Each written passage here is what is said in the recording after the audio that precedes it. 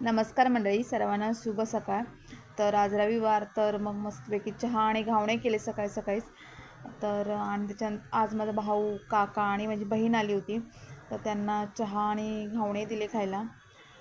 तर बघू शकता, तर चहा आणि घावणे खात आहेत कारण आज त्यांना रात्रीच्या ट्रेनमधून ते सकाळी मुंबईला आले.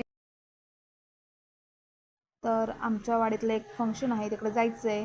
तर मग आता म्हटलं ओटा वगैरे साफ करून घेतला आणि नाश्त्याची भांडी पडली होती, ती तर म्हटलं तर घासून घेऊ. कारण म्हटलं ओटा वगैरे साफ करून घेतला आणि बघा भांडी घासून घेतली आणि जायचं होतं तिकडे.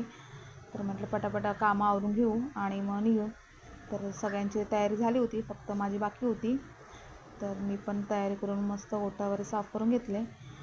बघितलं जरा स्वच्छ आणि क्लीन वाटतं. आणि मग यायला थोडा उशीर झाला, मग येताना संध्याकाळी चिकन घेऊन आलो आणि मग चिकनसाठी मग वाटण करते आपलं. आणि वाटण वगैरे करून घेतलं आणि त्याच्यानंतर मग म्हटलं आपण चिकन पण मॅरिनेट करून घेते. त्यासाठी मी चिकनमध्ये लिंब वगैरे, मीठ, मसाला आपला मालवणी मसाला एकत्र करून मॅरिनेट करून 10-15 मिनटं बाजूला ठेवेन. त्याच्यानंतर मग ते बनवेन. त्या मॅरिनेट केल्यामुळे चव अजून छान वाटेल. तर मी हे मॅरिनेट करून घेते.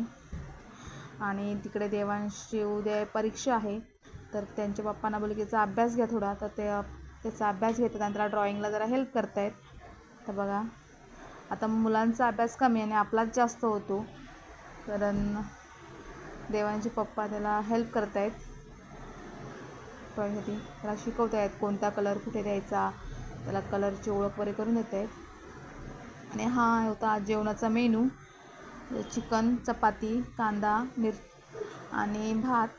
तर देवांशी मामा आता गावी चालले आहेत पुन्हा रात्रीच्या ट्रेननी. तर देवांशीच्या मागे लागलं आहे की मला पण गावी यायचं आहे. तर मामाने सांगितलं आहे की तू मे महिन्यातून ये आंबे, फणस आणि काजू खायला.